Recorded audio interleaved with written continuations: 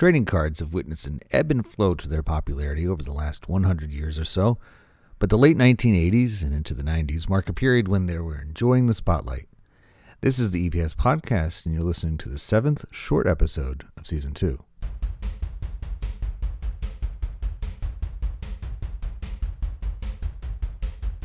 While sports fans have had their niche carved out, with the 4 major North American sports represented in card form for a very long while, making a series of cards became standard with any mass marketing blitz starting somewhere in the late 1970s.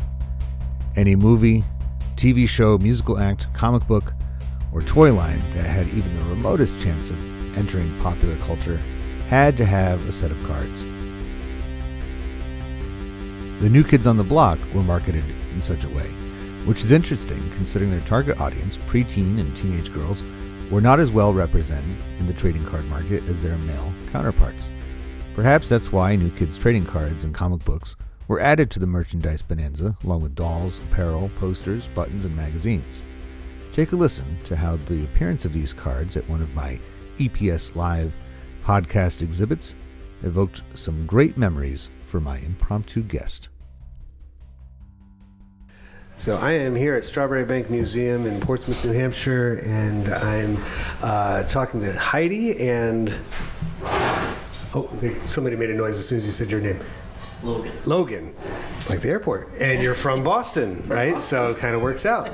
And you are visiting here just for today to the museum itself, yes, or touring around Portsmouth? And yep, just for today. We're up in Wells, Maine, staying. Nice. Wells is a really nice town, and it's right there on the seacoast. But from my table, I brought in today a stack of, and actually there's a lot more in that box behind you, but a stack of New Kids on the Block trading cards. And that inspired you because we're not going to necessarily talk about the cards. I mean, there's no shortage of New Kids on the Block memorabilia from the late 80s, early 90s. It was endless. You want to talk about the group itself. And the question that you chose, and because you're from Boston, this is, is where was it made and what locations are associated with it? So tell me why this one leapt out at you from the table. Okay. Well, when I was young, I had no idea that this was somebody from New Kids on the Block. At the time, obviously, he was just a little kid. He's a couple of years younger than me, Joey McIntyre. And I found out years later that I actually was in a theater class with him when we were kids. And I believe that it was put on by his mom. And it was at the Footlight Theater in Jamaica Plain, Massachusetts. And I just remember this little kid and a bunch of other kids, obviously, but this little kid and his mom. And they were teaching us all kinds of theater interaction, how to become, I guess, one with acting. So it was quite interesting. And that was one of my earliest memories. So that's how I knew that I grew up with Joey McIntyre, but I didn't know him that well.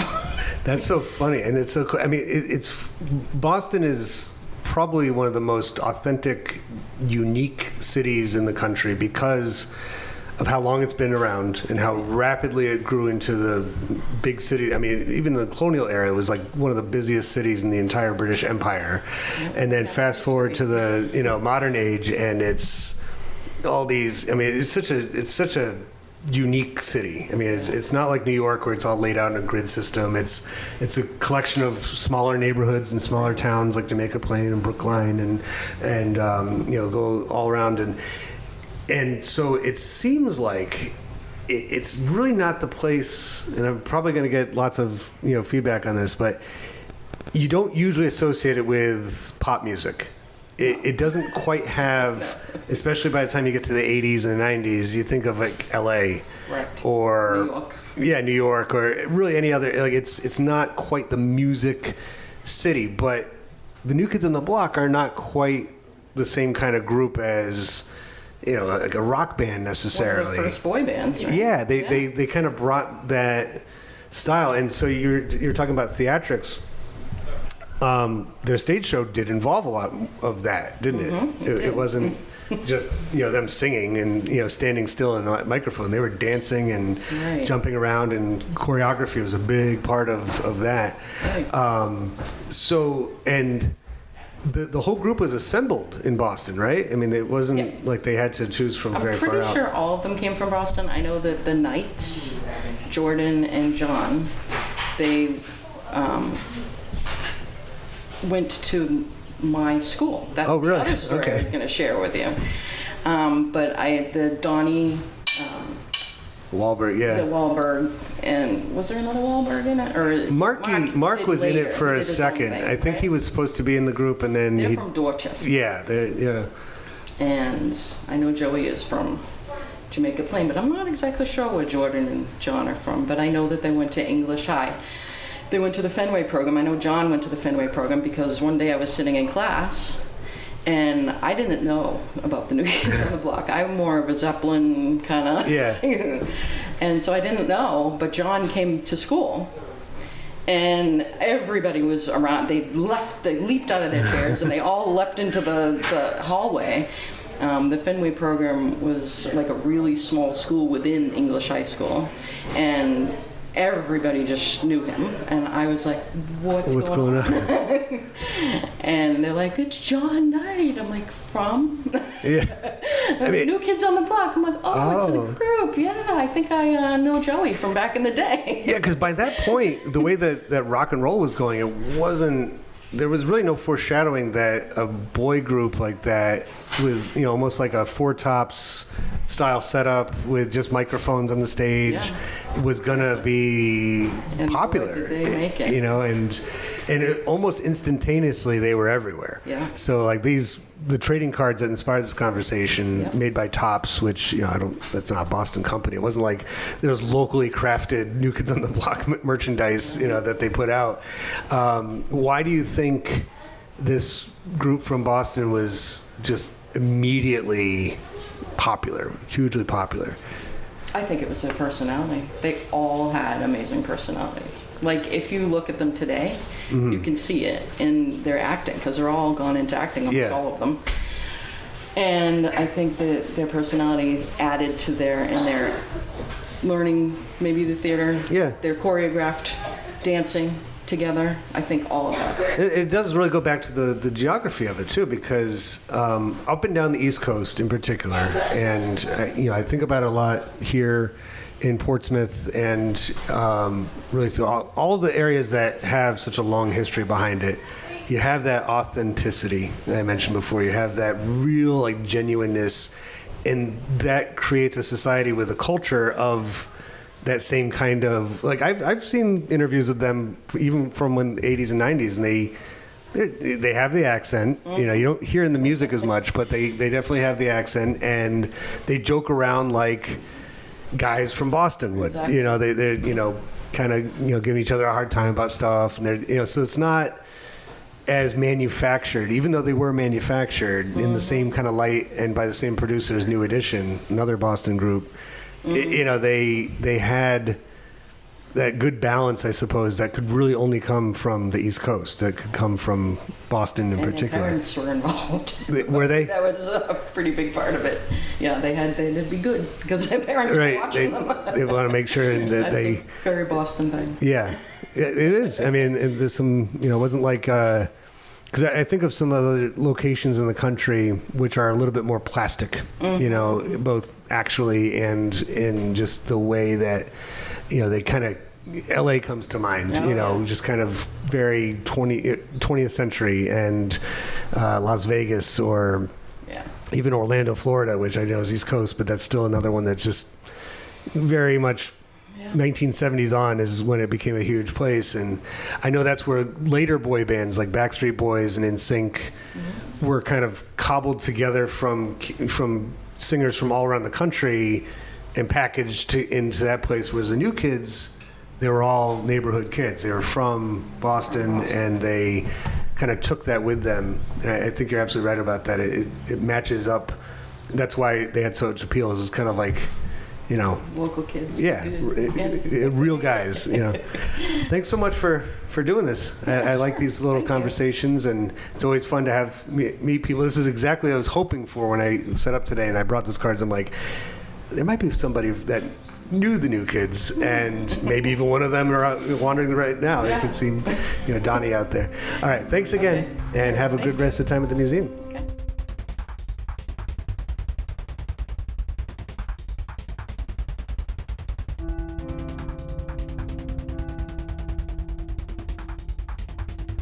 Trading cards relating to warfare was not a new thing in 1991 when Topps produced its line of Desert Storm cards. There were some present during the Second World War, along with toys, board games, and such, that allowed for American kids to act out and play with the images from combat that they were seeing on newsreels. And, as you'll hear, while the re-emergence of such gung-ho attitudes towards warfare resumed in the early 1990s, as a collective reaction to the opposite feelings exuded during the Vietnam War, some war trading cards were manufactured during the early stages of what was to be a long conflict in Southeast Asia. Topps' battle cards featured illustrated scenes from World War II, some of them quite graphic, which make the Desert Storm cards from 1991 appear as just a series of clippings from back issues of Newsweek. Take a listen to how one such Desert Storm card can tell us so much about American society and culture in the early 1990s.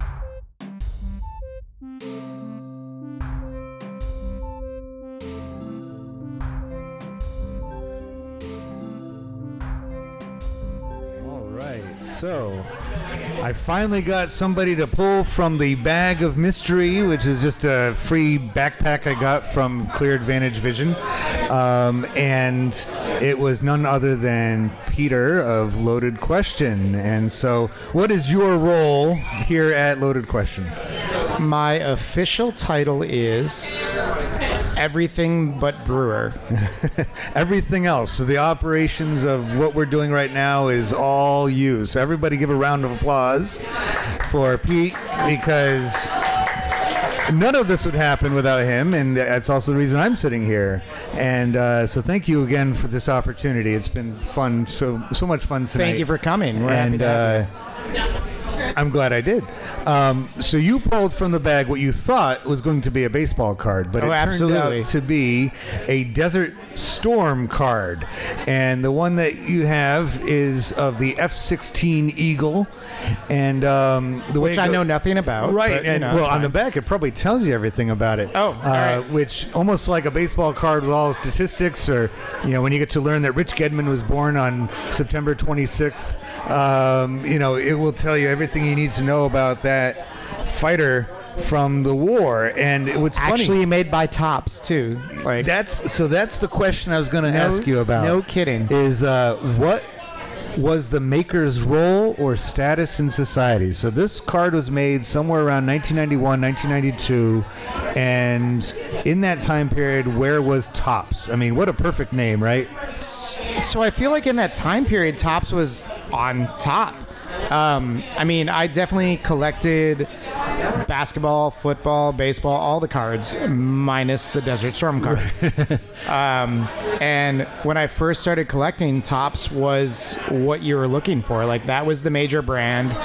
They were on top of that market, right. I guess. For lack of a better way of putting it. How do you think they got that place where they felt comfortable enough by the early 1990s to make warfare cards, in addition to, because I also have, they made all the cards for movies, like Star Wars cards. Back in the 70s, they did that. They did E.T. when that came out. They did Dick Tracy. Every time there was a movie, they made the trading cards for it. But what does that say to you that they felt it necessary or even right to make cards based on a war? I mean, what does it even tell you about Desert Storm? Maybe they just felt aggressive enough that they could do whatever they wanted. I don't know. If they saw a market that they could capitalize on, it looks like they got it. But I don't know. Maybe I'm being cynical right now. No. I think that's it's consistent for the time period, because cards, as you mentioned, were huge. I mean, right. I think I heard that they're coming back again. I've kind of asked, because I always tell a story in my teaching my classes when we teach about the 1920s and the stock market crash, because the warnings that a lot of people didn't heed back then, I got from my dad about baseball cards. because I would hold up the Beckett price guide and say, look, this Mike Greenwell rookie card is worth $5, and this Lawrence Taylor is worth $35. And he said, they're not worth anything unless somebody gives you money for it. Otherwise, they're just a piece of cardboard with a picture on it. I have 725 Michael Jordan basketball cards in my closet right now. And they're probably not worth... I don't know. I haven't looked in a long time, but when I put them away, they were worth thousands. Right. And now probably worth... And what is your 20s. address and your... and when are you home? And It's Portsmouth. My doors are unlocked, and yeah. So, and that's all. And I'm sure most of those came from the same time period where it was the culture of, especially, I'd say kids ages like 7 to 15 or so, 16. Once you got a car and started dating your baseball cards, and like started becoming attractive to other people, and you're right. like, oh wait, hold on a second. That's way more interesting than these pieces of paper. Because they were getting expensive after a while. I remember the first, because that's the reason why the market started to bottom out, because for a long time, as evidenced here, they were making cards of everything. How many of those? I remember like the 1987 tops with the had the wooden border. They made every single player in the league, and so like if you had the complete set, you're talking like 1,000 cards. Right. Yeah. And so like the price guides would say, they would call these guys commons, worth 5 cents, and it was always just a guy like holding a bat or sitting on the bench, and no action shots because they didn't play ever. And then when the market started to go up and the kids were buying these cards and buying cards of war and everything else, they're like, hey, let's only make the star players. And I remember there was one line in particular called, I forget the name of the company, but they did a line called Studio. Do you remember the Studio cards? Was that Upper Deck? It might have been Upper Deck. I feel like Upper Deck would have done that. Like, I feel like they became that like higher. Yeah, they were the upper deck, right?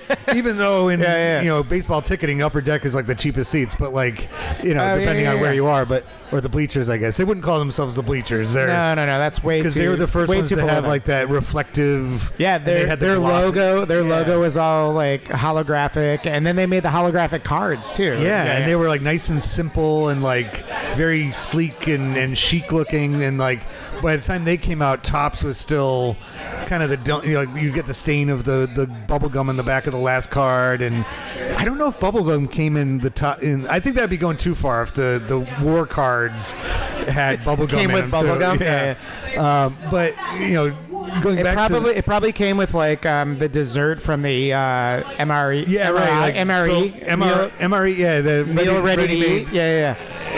Meals ready made or whatever. So I grew up in an Air Force family, and I remember vividly Desert Shield and Desert Storm because my dad was active duty at the time, but he was closing in on retirement. He actually, but I lived on the base, and a lot of my friends, their dads went overseas, and I always felt kind of weird with these cards. I remember seeing them for the first time, and like this one came from a package I bought just a couple years ago because I found it at a store or something. I'm like, I'm gonna just grab this and have it, but it always felt kind of dirty in a way, having cards representing weapons of war that killed people. Did it have people too? Did it have like generals or things like that? I think they had Norman Schwarzkopf. Yeah. I remember I had a T-shirt of Storm and Norman on it that I got at the base. On base, we had what was called the BX Base Exchange. It was like our store, and I won it in some kind of contest. And I guess what I'm saying is that war was like very merchandised. Like you could buy the yellow ribbon to put outside your house. And I think a lot of that was licking the wounds of Vietnam because of what the country did to those veterans, turning their backs on them. That it was like, okay, let's make up for it. But in true American cultural fashion, we made up for it and then kept going.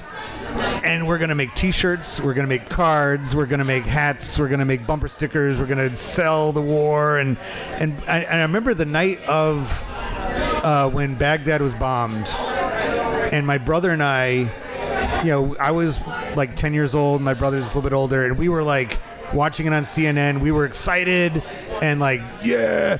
And then I remember my mom was weeping.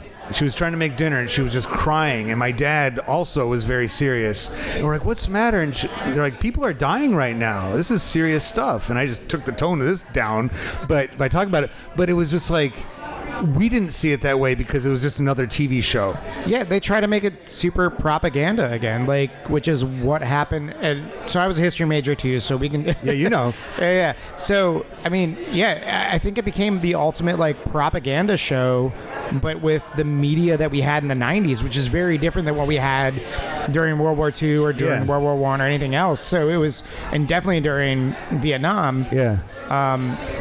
It was in this ultra propaganda show in the United States. And likewise, I think a lot of it had to do with, once again, Vietnam changing the methods, because you're right, World War II, the media was heavily not only, vetted, no pun intended, to try to get and make sure, you weren't allowed the newsreels. Yeah, the whole country was behind the war. Right. Yeah. And then Vietnam, the opposite. And so I feel like by the 90s, when the CNN reporters are in the hotel in Baghdad and they're filming everything and they're embedded with the troops, they're trying to like almost make up for what the previous generation didn't do. I think so, yeah. Because then by the time of the 2003 invasion, much different. Very different. It wouldn't even cross their mind in 2003 to make trading cards of,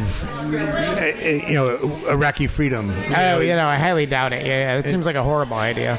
But what do you think is the reason why baseball cards and trading cards in general were so consistently popular in that era? In our childhood era? Like 80s, 90s.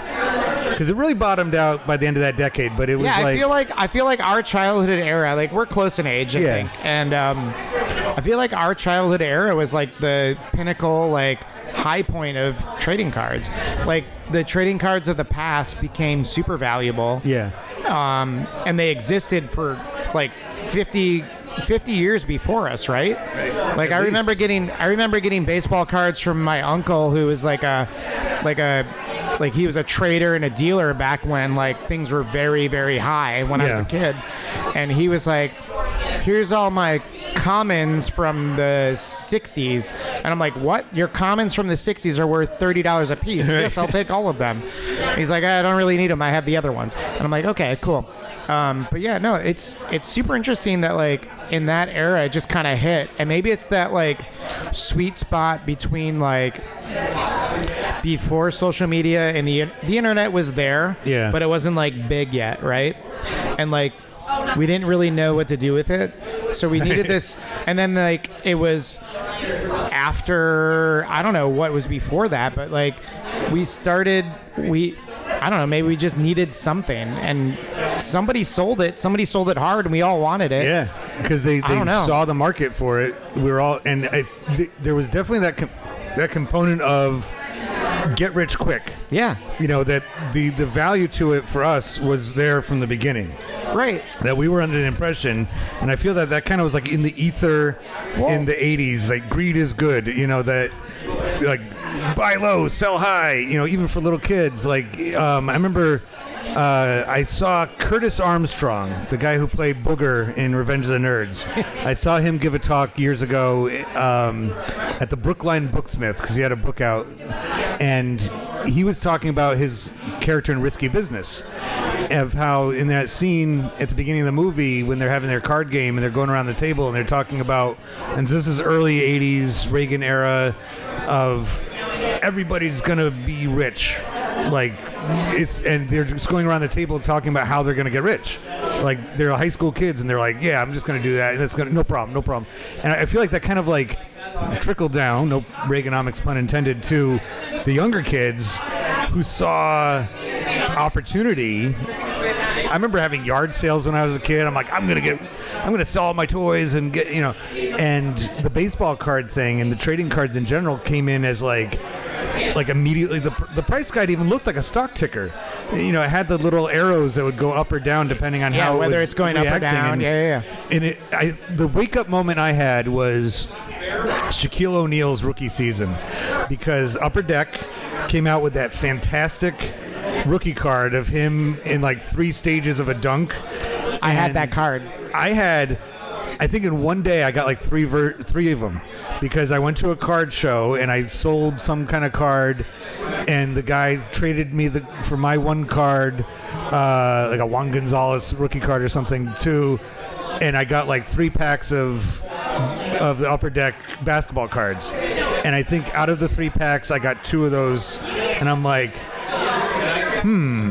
this can't be worth $45. Either I'm the luckiest kid in the world, or they just made a lot of these and just jacked up the price, the value to get us excited about it.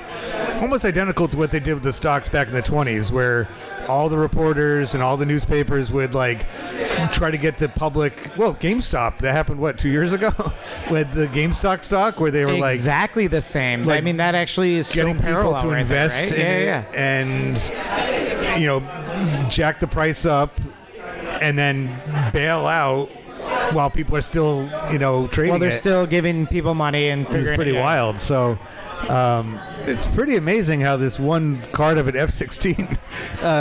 So I mean, the Shaq card if we can keep talking, is that okay? Yeah. So the Shaq card brings up like a specific memory for me. So like my best friend growing up, he was a Shaq fan, and I was a Michael Jordan fan through and through for like my entire life. And like I said earlier, like I have 725 Michael Jordan cards in my closet right now. Oh my God. And I was a kid who like early on was like trading back and forth to like have a valuable collection, all this other stuff. And then at some point it just clicked for me, and I was like, I don't care. What I want is Michael Jordan cards. Right. And so I started like over trading to get every card I could from every person I knew. And that included like card shops, that included my friends and everything else. I'd be like, I have all these other cards that I don't want at all. I will give you way above value on these cards for that card. All the Michael Jordan. So you tell me what you want. Was it the value you were after, or was it because you appreciated Michael Jordan's? I think it became this point of like I appreciated Michael Jordan, and like I was this ultra fan, and like I don't know if I just kind of clicked for me but didn't click for me somewhere in the back of my head, where I was like, these things actually don't matter, but what matters to me is to have the biggest Michael Jordan collection I can have. And so I then made that my goal, because what was the point of having all these other like albums of other cards that don't really make it? Like I'm flipping through these pages and I was like, I don't care about this guy, I don't care about this guy. Oh look, Michael Jordan, I want more of those. Right. And so I just started like weeding my collection out to get more and more Michael Jordan cards. It's kind of funny how the Shaq card brings up that idea, because both literally as a player and also just the cards themselves, kind of figuratively, they represent like a crossroads of the game of NBA basketball, because Michael Jordan was finesse. Michael Jordan was incredible accuracy from all points of the court.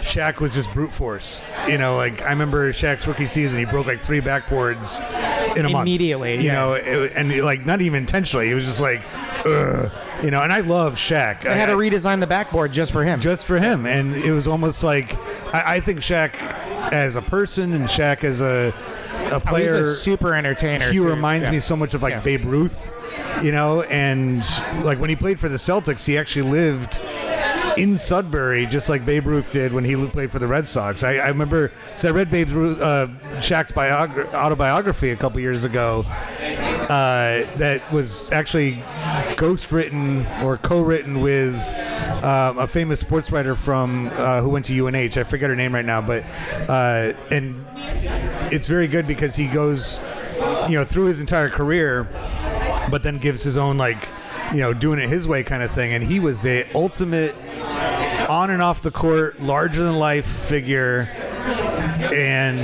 but also just like all around good guy. Like he does seem like a really, really good human, which might be contradictory to Michael Jordan.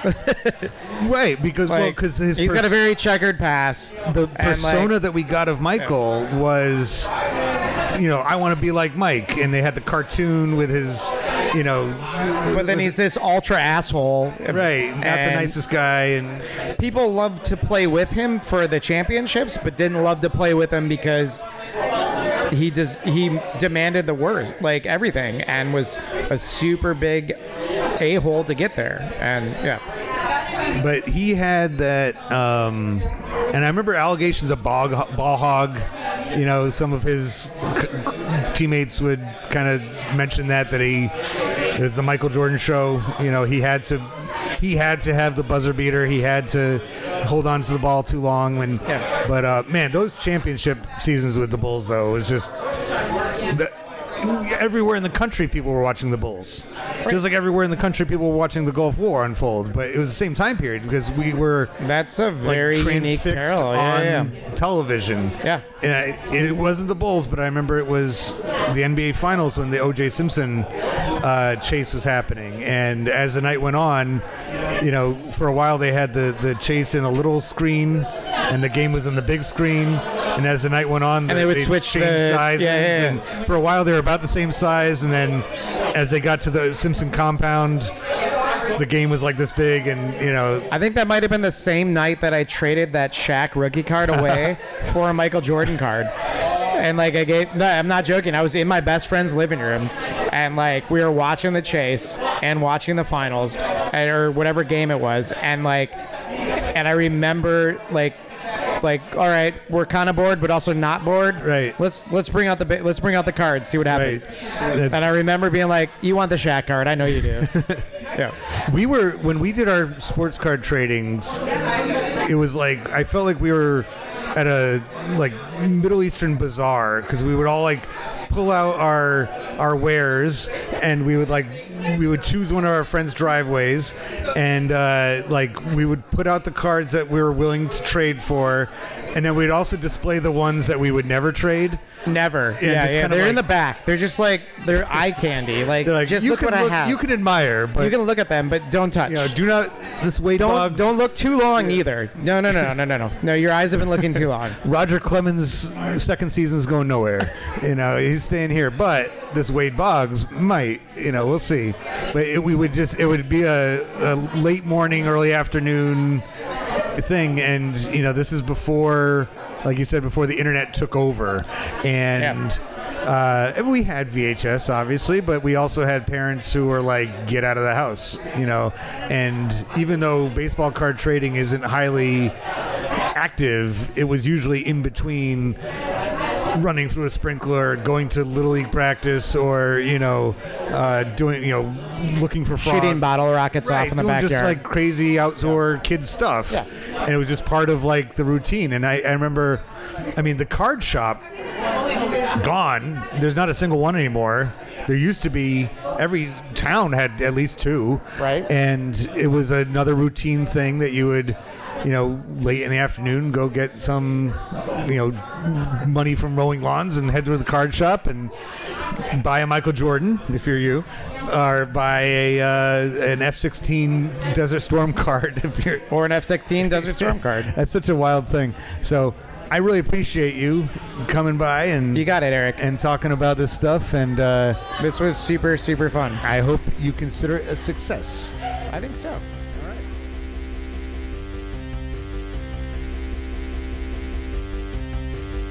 This is Season 2 of the EPS Podcast. I hope you've enjoyed listening to what you've heard so far. Short episodes like this one, which are products of my EPS Podcast live exhibits, will be coming out on Tuesdays this season, while longer episodes, deeper dives into subjects, are posted on Thursdays. If you like what you hear, consider becoming a patron by going to patreon.com/EPS Podcast. Follow the show on social media, including YouTube and especially Instagram. I look forward to you tuning in again to the EPS Podcast, where everything is a primary source.